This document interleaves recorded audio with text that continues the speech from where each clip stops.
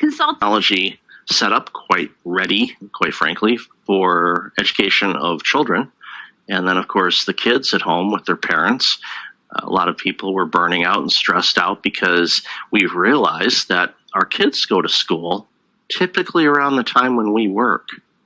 And all of a sudden, we have to be there to make sure that our kids are on the computer doing their schoolwork and not on their PlayStation 5. And of course, we have to do our jobs as well. And that, of course, created a lot of interesting dynamics, which created longer hours. And that's one of the things that we see a lot with burnout is people are putting in some insane working hours. And that, again, has been going on before the pandemic, but unfortunately the pandemic made it worse because we had additional demands that were thrown at us. And when that happens and you don't do something about it, it gets prolonged and you start dealing with some stress, and that stress becomes prolonged, and that's how you burn out. Now, what are the signs? What are some things that I see and were mentioned in that book, and I've got a book on burnout called Burnout Proof. But these are the signs that I tend to see time and time again with individuals and teams to give you a clue, to kind of say, am I burned out or am I approaching burnout? What are some things in your life that are contributing to this? And again, these 5 are the ones that tend to be present when I'm working with teams on why their team is burned out. The first one is sleep. And I'm going to talk a bit about sleep today. Hopefully my talk doesn't put you to sleep, but if it does, well, obviously you needed it, so you can thank me later. But ultimately, sleep is one of the most important things you can do for yourself. We're going to talk about self-care in a bit, but when it comes down to it, if you want to beat burnout, one key component is really improving the quality of your sleep. When you don't sleep, it impacts so many aspects of your life. We've all been there, right? We've woke up, like I had a bad night's sleep last night. Maybe the pillow wasn't right, or you tossed and turned. Maybe you ate something that didn't agree with you, so your body was yelling at you about that, or the room temperature was too warm or too cold. Who knows? There's a lot of reasons why we don't sleep well. And when that happens, it impacts so much of our daily lives that it makes the day a lot harder than the day is normally challenging on a good day. But if you're not getting good sleep, that's problematic. And if you're not getting sleep night after night after night, that is really, really problematic because your body needs that sleep to repair the damage that we do to ourselves on a daily basis. Now, you can live the healthiest of lifestyles, eat nothing but kale salad. I'm making a joke there. But you could eat the best foods, get plenty of exercise, be a real healthy specimen. Your doctor loves you because there's nothing that they can critique you on. But you still have stress in your life. And if you're not getting good sleep, that stress will build up and it takes a toll on you physically and mentally. And I'll share my story later on in our talk today about what burnout did to me and why I do this work today and why I'm doing this course. But again, we're going to talk about sleep in a bit, but it's really important if you're going to do one thing, if you're going to make one adjustment in your life, it's to take a look at how your sleeping patterns are and what are some things you can do to improve it. Another sign I see a lot with people on burnout and stress is they're just not motivated. They're not motivated to do things in life that they enjoy doing. And they're not motivated at work. We've heard recently quiet quitting. We've heard about the Great Resignation. We've heard that on average, over 4 million Americans are quitting their jobs every month. Now, not all 4 million of those people are sitting at home on their couch playing on their Xbox or PlayStation or watching Netflix or Disney Plus or Hulu or Paramount Plus or all the 18,000 other subscription services. Side pro tip here, don't add up the cost that you're paying for all those subscription services because it's going to alarm you how much you're paying a month. And my hunch, many of us still have our cable bill too. So you're spending some money on television. Now, if you use that for entertainment and education and a variety of things, I'm not condemning you for having those services. They're great. Entertainment is a form of self-care, but again, it's one of those things to keep tabs on, but don't add the cost up. I did that once and like, ooh, I think I need to cancel a couple of those. It's a little pricey. But again, when you're stressed and you're burned out, you're not motivated to even watch those shows. You're not motivated to do things in life you enjoy doing. You quit going out to see your friends, or going out for coffee, or going to the movies, or going to the gym, or anything in life that you enjoy doing. You tend to cut those things out. Why? Because you're tired. You're fatigued. You don't have the energy to do those things. So you kind of sink into yourself and you realize, I just don't feel like doing that. And from a work situation with quiet quitting, you're basically just putting in the least amount of effort possible in order to keep your job, but you're not going above and beyond. You're not interested in what the company is doing. You're not interested in what your coworkers are doing. You don't care. You're just wiped out. Quiet quitting I see as a mental situation, not a mental issue, but a mental situation, because people are fatigued and wiped out and disgruntled and just disengaged, and they lack that motivation. So with people that are quiet quitting, it might be a case where they're just burned out because of the workloads and things that are happening in life. When people are losing their teammates, and we see this a lot, so organizations that are having a bit of turnover, we know what happens. The people that are still around, at least for hopefully just a short-term period, but maybe longer, they end up carrying the weight. It's like, okay, well, we still need to do this work for our customers and our clients. So guess what? Phil, Stacy, you're still here. We're going to have you fill the role that Dave or Amy did until we can find a replacement and get them trained. So not only are you doing your job, you're doing Dave or Amy's job too. And you're being asked to work longer hours. If you're salary, well, you know what that does. You're not necessarily seeing the financial benefit of working extra hours. If you're hourly, then that's a different story. But again, there's a trade-off. Your time, as I said at the beginning, is extremely important. And if you're putting a lot more hours into your work, you're losing time for activities in life that you enjoy doing, which is really, really important. Even during busy periods and busy seasons, you still need to do things in your life that are important, that are meaningful. And we'll talk a bit more about that in a bit. Another sign that we see a lot with people that are stressed and burned out is they start making more mistakes at work. You're lacking some clarity. Anybody deal with that before? You ever look at a spreadsheet and you're trying to find the error and you can't find it? Or you're looking at the spreadsheet and you're trying to figure out, what is this spreadsheet about? What is this?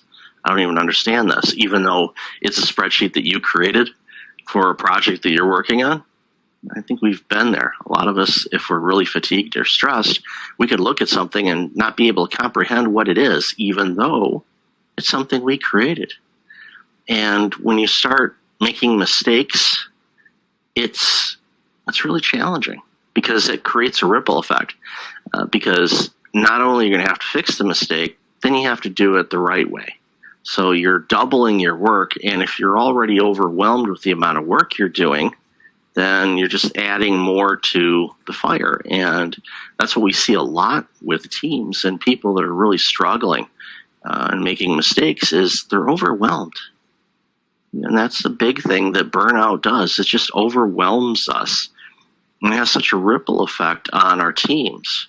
It has, and also morale. It crushes morale when your team or your colleagues are burned out because they're disengaged, they're not themselves, they might be grumpy, and we'll talk about irritability in a moment, they're not contributing to the team. So then you're picking up the slack because that person who's stressed and burnout isn't making those contributions. So guess what? Now there's a good chance that you might be stressed. There's a good chance you might burn out. So burnout can be contagious in an organization if it's not addressed. And a lot of organizations, thankfully, are at least recognizing that this has become a pretty big issue. And they're starting to do some things and open up the dialogue to figure out, okay, why is this such a huge problem? Poor memory is another thing. You get forgetful. When you are wiped out or fatigued or overwhelmed, you're not thinking clearly. Things that you should normally remember, like your PIN, if you're paying for something with your credit card and you have to enter the PIN because tap isn't working for some reason on the machine. And you're like, what's my PIN? And you don't remember. And you're like, okay, well, I need to buy this. I can't remember this. So then you're like, okay, I guess I'll pay cash, unless it's a store that says, no, we don't accept cash. Then you're like, okay, how am I going to get this? I've seen this, literally. I've seen this happen before with people. And part of me is like, here, I'll help you out. I'll pay for it. So you're lucky if I'm behind you in a line because I might actually pay for what you're buying. Please don't buy something expensive, though. I have a budget to work with, as we do all. But at the end of the day, when you are forgetful, that creates extra stress because you're frustrated with yourself. Why am I forgetting this? I should normally remember these things. I've done this thing 10,000 times. Why can't I remember this now? It's because of stress and fatigue, and you're not feeling well, and you're not resting, and you're just dealing with a lot of problems. And these things have a ripple effect on every aspect of your life, not just work, but forgetting appointments, forgetting to pick up the kids from soccer practice, or if you're overseas, football practice. I have a lot of colleagues and friends in the UK, and of course, being in the States, they correct me every time they can about the name of that particular sport. So I try to be my best to say, okay, football. But anyway, when you start forgetting things, that creates some dynamics. That creates some problems. You forget to pick your kids up, then your spouse is not happy with you, and your kids aren't happy with you because you forgot to pick them up. So then you're speeding to get to them, of course, risking yourself and others because you're driving there faster than you should be. So burnout is not something you want to flirt with. Inability to make decisions or having difficulty making decisions. And I'm not talking about what are we having for dinner tonight. That's a common one. Every household struggles with that one. I always tell people, and no one's done it yet. Maybe this group will. Maybe you will. And I'm not looking for royalties or anything like this. I just want to know that I really wish someone would open up a restaurant chain called I Don't Know. Because you would be busy beyond belief. Because what do you want for dinner tonight? I don't know. Okay, let's go to I don't know. In-N-Out works. Okay, why don't we go to I don't know. So again, if you want to be a restaurateur, maybe open a franchise called I don't know, and make a mixture of different foods. So that way, when they get there, at least they have some options to choose from. Just a thing. If it happens, I will celebrate you. I'll say, finally, somebody did it. But when you're stressed and you're burned out, simple decisions seem impossible. You're not able to make a decision on small matters or even large ones. If you're running a division and you have to make a decision on what thing to roll out next, as far as a project, or okay, what market do we want to go after, or what should we do with this app? Is this going to do this, or should we go this way? You're frozen. If you're too wiped out and fatigued, you're not going to remember how to do anything, and you're not going to make a decision. And that's frustrating because you get stressed because I can make a decision. Why am I having such a difficult time making a choice on this? Because you're afraid, you're frozen, you're fatigued, you're wiped out, you're stressed. All the other things in life are piling on you. You feel like the whole world is against you. And that's not a fun place to be. And unfortunately, there's a lot of people that are experiencing those things. One thing I forgot to mention at the beginning, I will keep an eye on the Q&A, and if something jumps out, I will interrupt and say, and there's a question that came in, and this is a common question I see, and it's a really good one. Is there, any relation between burnout and depression? Yes, they're still studying it quite a bit. And I used to work in healthcare, so I'm familiar with a lot of the research that goes on. Burnout and depression are quite similar.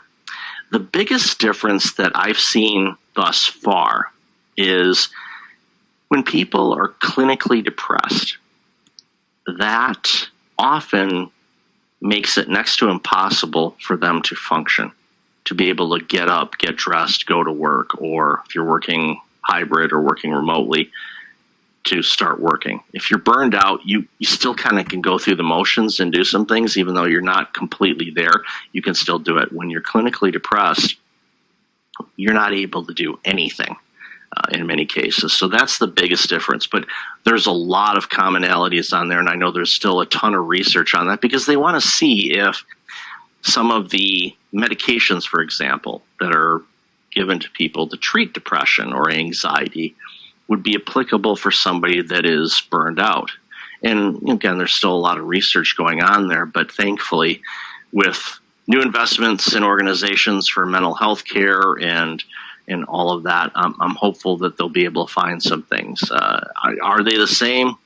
No, from my perspective, but there's still a lot of similarities. And depending on the situation, you might be burned out and you might have depression or you may have anxiety. You might have everything. I hope that's not the case, but if you do, at least there's some ways to treat the depression and the anxiety, both from a medical standpoint, but also from a mental health therapist standpoint as well, without medications, because there's some side effects to the medications. So that's a really, really good question. So thank you for asking that. And then finally, another sign of burnout that I see a lot is people are really irritable. If you notice people in the grocery store or maybe on the road, maybe a little bit more short-fused than you last remembered, I've noticed it. I've noticed a lot that people are pretty angry a lot of times, short-fused. I don't want to make light of memes or anything like that, but a lot of, when you see online, you see the reference to somebody named Karen.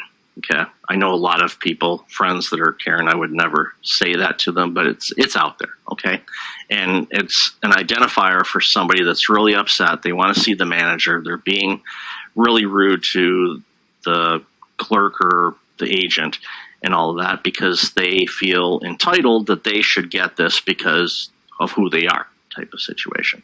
That has always annoyed me, not just since then, but I've noticed a lot more people are behaving that way because they're angered, they're frustrated, they're stressed, they're fatigued, they're wiped out from what's transpired. They feel that things have been taken away from them, especially over these last couple of years where, depending on where you live, you may not have been able to do things that we were able to do prior to the spring of 2020. Might be dealing with some of that. The pandemic was very traumatic for a lot of people, for a lot of different reasons, from the inability to go see friends and family. Maybe you had loved ones pass away and you couldn't be there for them, or they were hospitalized and they wouldn't let you in to the hospital. Pretty stressful, huh? That's not fun. Or visiting your elderly patients or parents in a nursing home and you couldn't go in. We saw lots of images of people that were outside their window and they were talking through the window. At least they had that if they were fortunate enough to be on the main floor. If they were on the 4th or 5th floor of a building, not recommended to climb up there so you can talk to your mom or dad through the window. That's a safety issue. I'm not trying to make light of it, but there was some pretty traumatic things that have transpired during this pandemic and caused a lot of stress, and that stress was prolonged. What happens with prolonged stress? Turns into burnout. So that's why we're seeing so many people that are, maybe borderline burning out because of everything that's been thrown at us over these last few years. It's been really, really problematic for everybody. can affect fluency in language you normally handled correctly. When you're in a fog or dazed or fatigued or things like that, interpretation of what people say can be a problem. If you are normally able to decipher what somebody is saying to you, let's say they are, they have a different language or their native language is different than the language that you speak, and they have a strong accent. They can speak the language you speak, but maybe their accent is stronger. If you're fatigued and wiped out and tired, you're not going to be able to decipher that because you're in this, I gotta go, high octane kind of element, even though you are completely wiped out. I see a lot of people that are burned out are still on edge and they're tense. And when you're doing that, you're not relaxed. If you're not relaxed, you're not going to be able to hear people or decipher what they say. And that's a big challenge because miscommunication can create a lot of problems. It could create wrong decisions being made or information relayed that ends up being wrong to your clients or your customers or to the board of directors or to your boss or who knows. And that, of course, creates a lot of drama. And your boss is yelling at you, which is not cool. They should never yell at you. Just my own personal leadership opinion on that. If they need to discipline you, they should do it privately. Publicly commend you for doing great things. But if there needs to be some corrective measures done in a workplace, they should do it privately and professionally. But that's a segue for something else. But unfortunately, a lot of those managers are stressed and fatigued and burned out, and they're not used to managing a team via Zoom. So they're frustrated because they feel lost. They don't feel comfortable in doing their work. So communication's a big thing, and definitely burnout can impact your ability to interpret what people are saying. We're going to talk about social media and time on that in a moment, but thank you for that thing. I'm going to make a quick note of that. So we know about burnout. Now, how does it happen? We've kind of alluded to that, and that question about social media and TikTok and all that is an amazing segue. We're connected all day and all night. This is my iBinky. It's called an iPhone, but my brother gave me the nickname, or for my phone, my iBinky, because much like a baby, it's a pacifier. I'm always on the thing. It's a great device. You can do everything on these things, from ordering food, looking up recipes on how to cook food. If you're one of those people that bought all the flour during the pandemic because you were going to become these incredible bread bakers, even though you didn't have a bread making machine at home, yeah, everybody bought up all the flour and the toilet paper, which was kind of an interesting dynamic. But anyway, at the end of the day, these devices are awesome. You can listen to music, watch videos like TikTok. You can spend time on social media. You can get directions. You can order plane tickets. You can sign a mortgage. You can buy a house. You can buy cars. You can pretty much everything that we do in society can be done on our phones. They're great devices. They allow us to work anytime, anywhere. But they have a very negative side effect.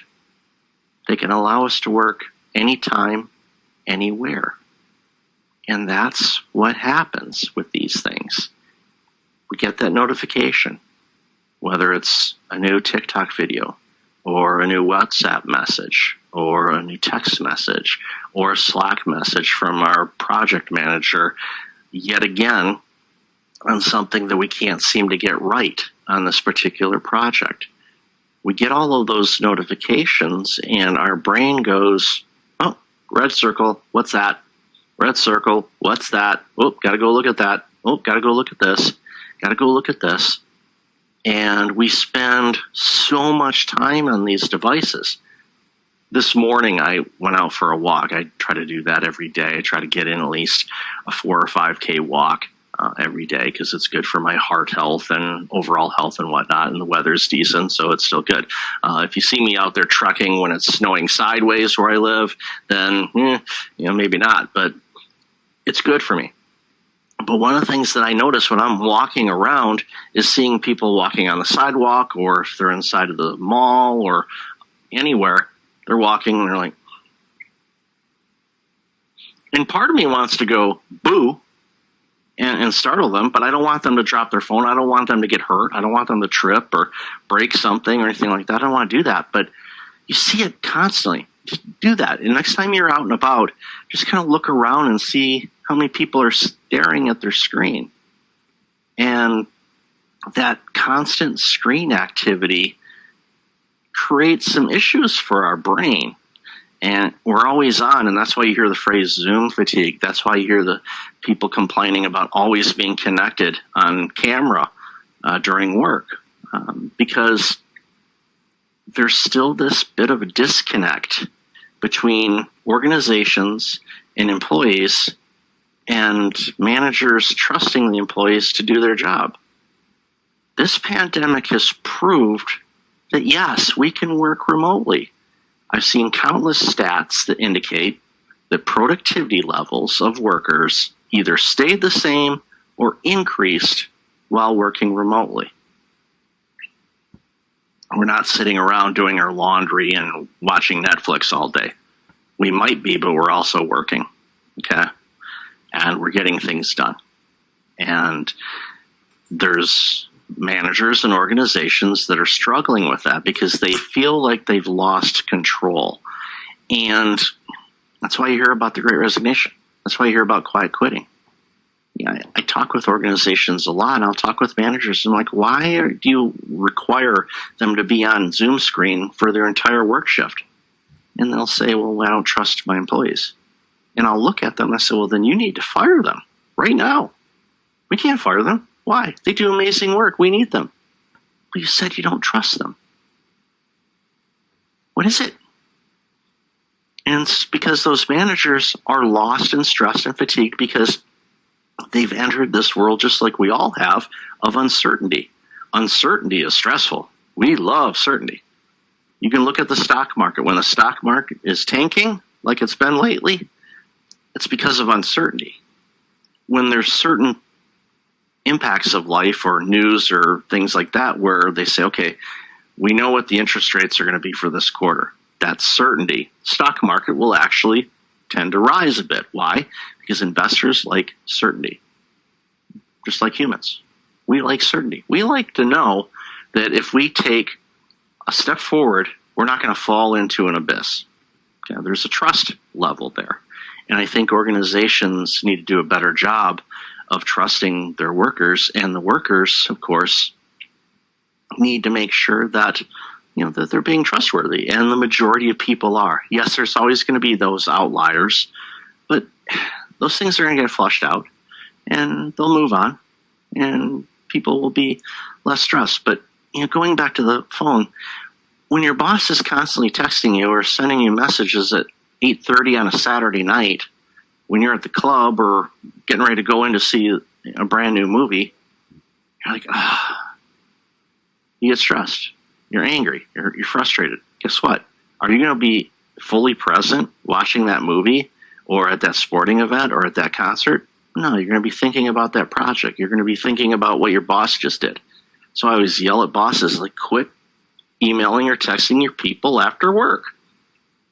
When the state of New York had to create a law indicating that employees should not be bothered after hours, that says something. The city that never sleeps in the great state of New York came up with legislation to have boundaries around when people were working and when they're not. We shouldn't have to have laws around that, but unfortunately we need to because there's so many organizations and employees that don't have boundaries around when they're using their phones and when they're not. This constant connected thing is really taking a toll on people. So social media, the constant connection, the pressure. We see something on TikTok or we see something on Instagram or whatever of somebody that's maybe similar to us. whether they're in business or fashion or whatnot, and they appear to be doing, quote unquote, better than you, how does that make you feel? You feel less than. You're like, oh, I'm not getting where I'm supposed to be. I'm a failure. I'm not doing well. That's BS. Yes, you are. You're doing amazing. Everybody's path is different. Comparison is such a dangerous thing. And social media, unfortunately, flaunts it all the time. Now, I'm not telling you, no, don't go on social media. I'm not telling you not to look at TikTok videos. A lot of them are absolutely hysterical. Also informative. You can look up, a lot of people are starting to use TikTok instead of Google for searching things because they get a video automatically of this is how you do something, whether somebody bought you an Instapot and you're learning how to cook meals in it. And like, okay, there's plenty of videos on how to prepare things and all of that, or how to do anything, because people are out there creating content to want to help or entertain. And it's just having boundaries around when you're using it, because when people are like fatigued and wiped out, but then they spend 6 or 7 hours a day on their iBinky, well, that's one of the contributions. So you got to really watch being connected all day and all night. The World Health Organization, again, we've talked about them earlier, did a study in 2016. And this data obviously is old. It's 6 years old. I'm hoping that they will update it at some point, because I'm really interested to see what these numbers are today. But their study indicated that when people work more than 55 hours a week, and if you're one of those people, quietly raise your hand, globally, 398,000 people a year die of stroke, and 347,000 people globally annually die of heart disease if they work more than 55 hours a week. Now, obviously, there's other factors in this, but a lot of us have been working more than 55 hours a week. And quite frankly, in looking at the stats that I've seen in other studies and all of that, my hunch is those combined numbers are over 1 million people a year are dying because they're working more than 55 hours a week. Is it worth it? Really? Is it? Where you work and what you do is based on decisions that you've made, whether it's career, where you want to live, the things you have, your mortgage, your rent. We know those are high. We know with interest rates, those payments are going to get higher. We know rent is insane in most areas and keeps getting worse. There's huge challenges that we're seeing, not just in North America, but across the globe. There's a lot of problems with this. So people make decisions, say, well, I have to work longer hours in order to afford the way that I live. That's why during this pandemic, we heard a lot of people refer to things as the Great Reset, because a lot of people decided, no, I don't want to do that anymore. I don't want to work those long hours. I'm going to move out to the country, or I'm going to move away from the downtown core. I'm going to live out in the suburbs. I'm going to find a job that's closer to where I live. I'm going to downsize, and I'm going to simplify some things. And I'm going to purposely take a pay cut so I can get my life back. And a lot of people have done that. Now, I'm not suggesting that's for you. That's something that only you would know. Talk with trusted advisors. Talk with a therapist. I highly recommend that every single human being have a therapist. I have one. Use them extensively. She's amazing. We used her for a couple of years now, and has been very helpful. There's been things that I've needed to work through personally. There's some things that I wanted to work through that happened to me a long time ago, and just to get a better understanding of who I am and why things are important to me, why things are, things bother me, why other things don't. Because I'm approaching it from a level of curiosity to figure out, okay, who is Mike? What makes me tick? Why is this important to me? Why is something that should be important to me in the eyes of society, why is that not a big deal to me? And just getting an understanding of where things are. So just a side tip, hire a therapist. There's more and more available. There's a ton of online resources. Definitely look into it. I don't have any referral codes or anything like that, but there's plenty of good services. You work with your healthcare provider too. They may be able to refer to you or through your employer. A lot of organizations are focusing more on mental health aspects. So if you can get the boss to pay for it so it's not out of pocket for you, even better. But just something to consider. But these long hours are taking a toll on people. And with the great resignation and all of that, a lot of people, unfortunately, are getting piled on more work, which is requiring them to work more hours, which is really going to be problematic for this. This pandemic has created so many different rules. How many of us have seen our favorite restaurant close?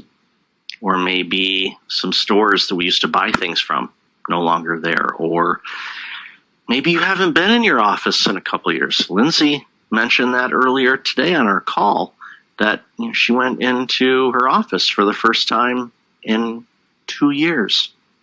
I joked with her, did she find a sandwich that she made herself 2 years ago? Because that would be pretty disgusting. But no, the only casualty was some soy sauce. So that's actually not too bad.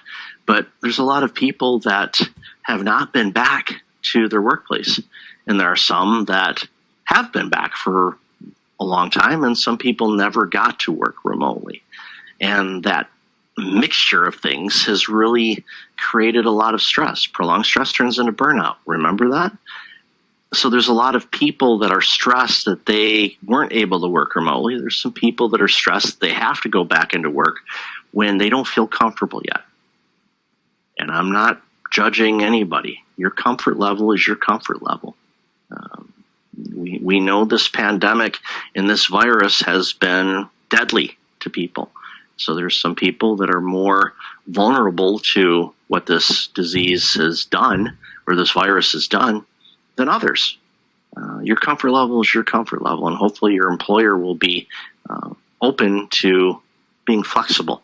And that's the thing I tell a lot of people, especially HR departments, when they're trying to come up with policies and procedures on how to navigate these next few months and couple of years.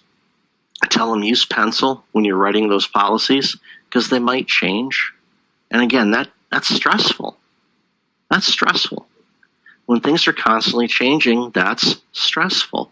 And unfortunately, it's one of those things that we can't get away from. And that's where, when we talk in a bit about resilience, how can we get through these things? I wish I could tell you that we're going to eliminate stress. Stress is always going to be around. It's how we navigate around it or through it is really important, because if you can deal with the stress in a way that is basically minimal damage. If you're a gamer, you're going into a battle, you don't want to have a whole lot of damage. So you want to go in minimal and have minimal damage. I'm not a gamer, but my brother is, and I've seen people play, so I know that's a big thing. But at the end of the day, you want to make sure that you are your best self when you do things. And it's so important. And what's happened with everything closed, supply chain issues, restaurants closing, businesses closing. Am I working remotely? Am I working in office? Is it hybrid? Do they know what they want? It's as if there was no playbook. There wasn't. We've kind of made this up as we've gone along, which is both commendable but also frightening. That we've been agile enough to be able to make things up as we go, but unfortunately some people are not as strong as others in being able to do the things that we need to do to make things less stressful for people. It has been extremely stressful for a lot of people. And burnout is something that, as I indicated before, from the book from 1980, has been around a long time. But prolonged stress turns into burnout, and we've all been exposed to prolonged stress. So it's no wonder that so many people are really feeling wiped out, disengaged, upset, down, you name it. The emotions are high. And then you throw in all the other external factors that are happening in the world or maybe in your life, and it just takes a huge toll. And then you're asked to come to work and be present and be fully aware when you've got all the things that are going on in this world, both in your personal life and also just externally. All that stuff comes to work too. Even if you're the best at siloing things and keeping things distant, it still gets in. It still impacts you. It still takes a toll on you. And unless you do things that can address those things, then it's really important for you to focus on those things. So it's break time. And before we go on break, and we're going to go